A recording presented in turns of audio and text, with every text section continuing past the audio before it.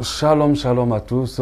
Je suis de retour. Nous sommes bien sûr de retour pour nos capsules, cette série de capsules sur le retour à la croix.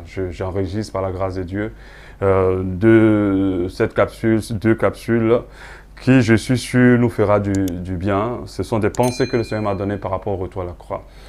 La vision de cette série de capsules, c'est de rappeler au peuple de Dieu, rappeler aux enfants de Dieu que la croix est la chose principale qui permet à ce que l'Église existe et que nous devons partir de la croix pour aller vers la croix. La croix doit être le central de tout ce que nous faisons dans la maison de Dieu et ça doit être vraiment l'appui de tout ce que nous faisons dans la maison de Dieu.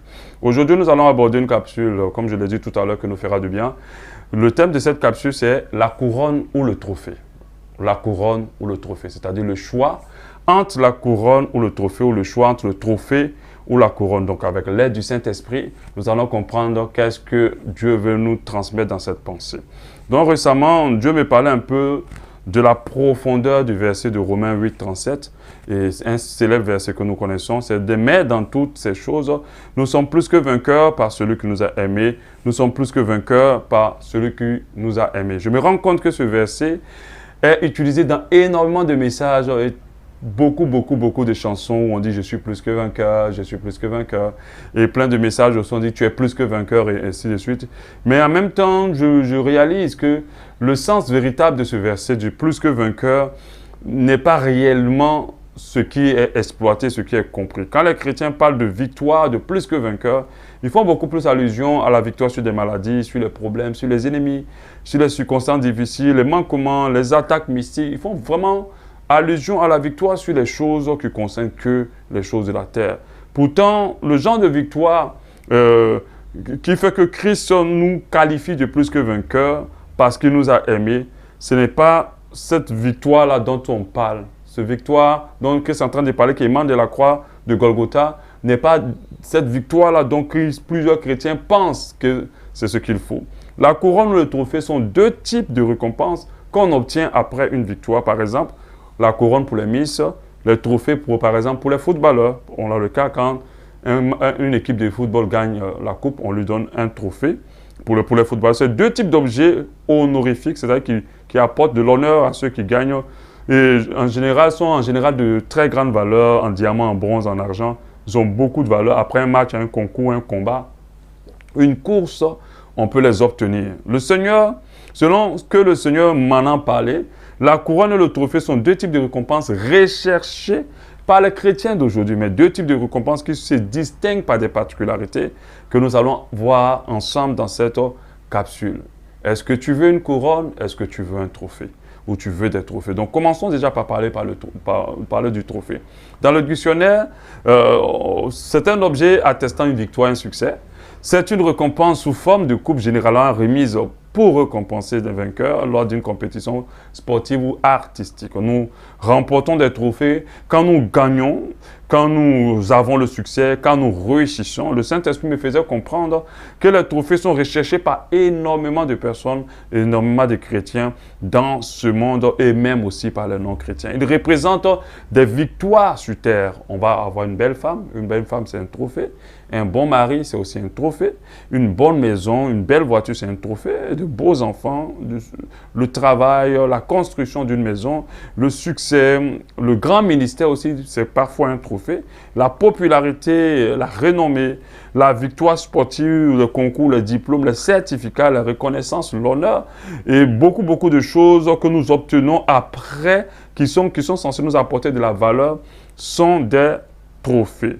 D'autres un peu plus vicieux qu'on a connus. On a des gens qui font des trophées de leur conquête, par exemple. Ils vont garder peut-être un sous-vêtement, une bague, une robe, et puis ils vont les conserver pour dire voilà, voilà mon tableau de chasse de femmes. D'autres même les notent dans un petit carnet. Ils notent toutes les filles avec qui ils ont couché, avec les preuves à l'appui.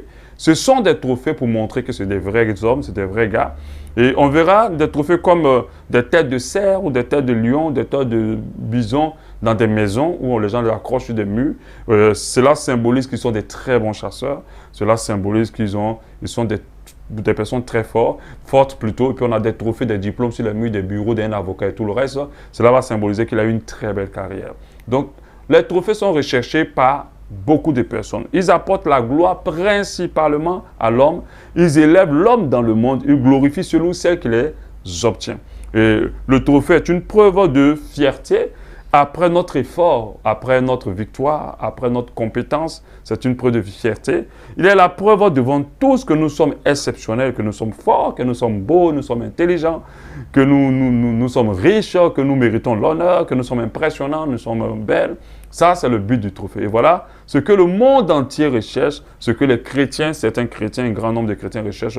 Malheureusement, plusieurs chrétiens s'investissent et investissent leur temps, leurs moyens dans l'obtention des trophées. Dans la vie, nous courons derrière énormément de trophées, car l'orgueil de la vie s'impose à nous, parce que personne ne veut passer pour quelqu'un de banal, personne ne veut passer pour quelqu'un d'inaperçu, personne ne veut passer pour quelqu'un qui n'est pas élevé. Nous tous, on veut être remarqués et remarquables. Alors, beaucoup de personnes courent derrière les trophées, et bien sûr, les païens aussi courent derrière les trophées. Est-ce que Romains 8, 37 parle de notre victoire, en parlant de notre victoire, fait allusion à ce genre de choses et en faisant allusion aux trophées? Je ne pense surtout pas, car toutes ces choses, les non-chrétiens aussi les obtiennent. Toutes ces choses aussi, les non-chrétiens les obtiennent. Je ne pense pas que Christ soit allé mourir à la croix de Golgotha pour nous donner quelque chose qui soit aussi accessible aux non-chrétiens. Sinon, je ne sais pas pourquoi on accepte Jésus alors. Alléluia. Il ne peut pas mourir à la croix pour nous donner quelque chose que les non-chrétiens aussi peuvent avoir. Il est mort à la croix pour nous donner quelque chose qui est inaccessible à ceux qui ne lui appartiennent pas. Donc, il n'est pas mort à la croix pour que nous rapportions des trophées. Est-ce qu'on va dire aussi que les non-chrétiens sont plus que vainqueurs comme nous? Non, ils ne sont pas plus que vainqueurs. Il dit que vous êtes plus que vainqueurs par celui qui nous a aimés. Pour celui qui vous a aimés, il parle de ceux qui sont chrétiens. Il ne parle pas de non-chrétiens. Donc, venons sur le contexte de Romains 8, 37. Venons sur le contexte de Romains 8, 37. Et nous comprendrons bien la définition de plus que vainqueur. Et nous comprendrons mieux la représentation de ce qui c'est qu'une couronne. Romains 8, 37, lisons-nous ensemble. Au verset 35 d'abord, avant d'arriver au verset 37. Qui nous séparera de l'amour de Christ? Serait-ce la tribulation ou l'angoisse, la persécution, la faim, la nudité ou le péril, l'épée? Au verset 36, selon qu'il est écrit, c'est à cause de toi qu'on nous met à mort tous les jours, qu'on nous regarde comme des brebis destinées à la boucherie et à la faim complète. Mais dans toutes ces choses, c'est-à-dire dans toutes ces choses qu'il a citées en haut, ces choses, nous sommes plus que vainqueurs par celui qui nous a aimés. Le verset ne dit pas que nous avons la victoire. Le verset ne dit pas que nous avons la victoire sur la faim, la nudité, le péril, l'épée, l'angoisse, la tribulation. En fait, le verset dit ces choses ne pourront pas nous séparer de l'amour de Dieu. En fait, ce verset dit que ces choses ne pourront pas nous séparer de Dieu pour dire en clair que toutes ces choses ne peuvent pas nous éloigner du Seigneur, même si nous les vivons. En fait, le verset n'est pas en train de dire qu'on ne va pas passer, certains ne passeront pas par là. Il a dit même si nous passons par là, nous serons victorieux, mais victorieux sur le fait que tout ce que nous allons subir n'arrivera pas à nous séparer de l'amour du Seigneur. C'est pour dire que la victoire que nous remportons, c'est le fait de ne pas être séparés du Seigneur. Nous ne raterons pas le but du Seigneur, le but du sacrifice à la croix. Donc voilà en fait l'explication de ce verset. Ça ne veut pas dire que tu ne tomberas jamais malade. Ça veut dire même si tu tombes malade, la maladie ne va pas te séparer de Dieu. Ça ne veut pas dire que tu ne seras pas dans la disette. Même si tu es dans la pauvreté ne te séparera pas de Dieu. Voilà l'objectif. C'est en cela que tu es plus que vainqueur par celui qui t'a aimé. Nous avons la preuve par la suite au verset 38, il dit « Car j'ai l'assurance que ni la mort, ni la vie, ni les anges, ni les dominations, ni les choses présentes, les choses à venir, ni les puissances, ni les hauteurs, ni les profondeurs, ni aucune autre créature ne pourra nous séparer de l'amour de Dieu manifesté en Jésus-Christ de Nazareth. » Enfin, voilà la vraie définition du verset. Ça veut dire dans tout ce qu'on passera, ces choses-là ne pourront pas nous séparer de Dieu. On remportera la victoire sur le fait qu'on restera toujours attaché à Dieu, même si on passe par n'importe quoi. C'est en cela qu'on sera victorieux. Alors parlons un peu de la couronne. On a compris que le trophée, c'est pour glorifier l'homme. Les trophées, les païens y ont accès aussi, et même ils ont beaucoup plus accès à beaucoup de trophées que nous-mêmes. Alléluia. Parlons maintenant de la couronne. La couronne est un objet, un prix remporté qui marque une victoire aussi, la récompense après une preuve, un combat, une élection, ainsi de suite, ainsi de suite. Dans la parole de Dieu, il est fait mention à plusieurs reprises de la couronne, mais jamais du trophée. On parle de couronne, mais on ne parle jamais de trophée. C'est vrai que ces deux éléments sont dans une catégorie qu'on appelle le prix, remporter le prix. Alléluia, ce prix. Mais on a deux types de prix qu'on remporte sur cette terre. Lisons ces quelques versets qui en parlent de couronne. 1 Corinthiens 9, 23. Je fais tout à cause de l'évangile afin d'y avoir part. Ne savez-vous pas que ceux qui courent dans un stade courent tous pour qu'un seul remporte le prix? Courez de manière à le remporter. Tous ceux qui combattent s'imposent toute espèce d'abstinence et ils le font pour obtenir une couronne corruptible. Mais nous faisons-le pour une couronne incorruptible. Et puis on a encore ce verset de 2 Timothée 4, 7. J'ai combattu le bon combat, j'ai achevé la course, j'ai gardé la foi, donc ça veut dire j'ai remporté la victoire. Désormais la couronne de justice m'est réservée. Le Seigneur, le juge, me la donnera dans ce jour-là. Et non seulement à moi, mais encore à tous ceux qui auront aimé son avènement. Aimer son avènement. C'est-à-dire tous ceux qui seront concentrés sur le retour du Seigneur, viens plutôt vers moi. Donc cette couronne a un nom et un lieu d'accès. Elle s'appelle la couronne de vie. En fait, arrêtons de courir derrière les trophées. Recherchons la couronne de vie. Elle est plus que le trophée. Nous, dans cette assemblée d'Abba Shalom, on a un culte spécial qu'on appelle les mercredis de victoire. Et les mercredis de victoire, vous allez voir, on a un bonhomme qui pose une couronne sur sa tête. Mais généralement, quand on parle de victoire, dans les affiches qu'on voit, on voit juste quelqu'un qui attrape un trophée. Le trophée, c'est pour glorifier l'homme. Mais la couronne, c'est une récompense qu'on reçoit au ciel après avoir combattu et passé par tant de choses sans que ces choses ne nous séparent de Dieu. Nous le recevons après cette vie, après avoir marché dans la foi jusqu'à ce que notre existence, jusqu'à ce que tout s'arrête. La Bible dit en Jacques 1, 12, « Heureux l'homme qui supporte patiemment la tentation, car après avoir été éprouvé, il nous recevra une couronne, la couronne de vie, que le Seigneur a promise à ceux qui l'aiment. » Dieu dit que si on supporte patiemment la tentation, on va recevoir la couronne de vie que le Seigneur a promis à ceux qui l'aiment. Plusieurs de ceux qui ont eu la grâce d'être informés par le Seigneur de son avènement ont vu, c'est quand on a enlevé, une grande table dressée. Et devant cette table, il y avait des tenues, des blouses ou des robes blanches. Mais devant, j'ai écouté plusieurs songes comme ça où devant chaque table étaient posées des couronnes, pas des trophées. Étaient posées des couronnes pour les personnes que Dieu attendait.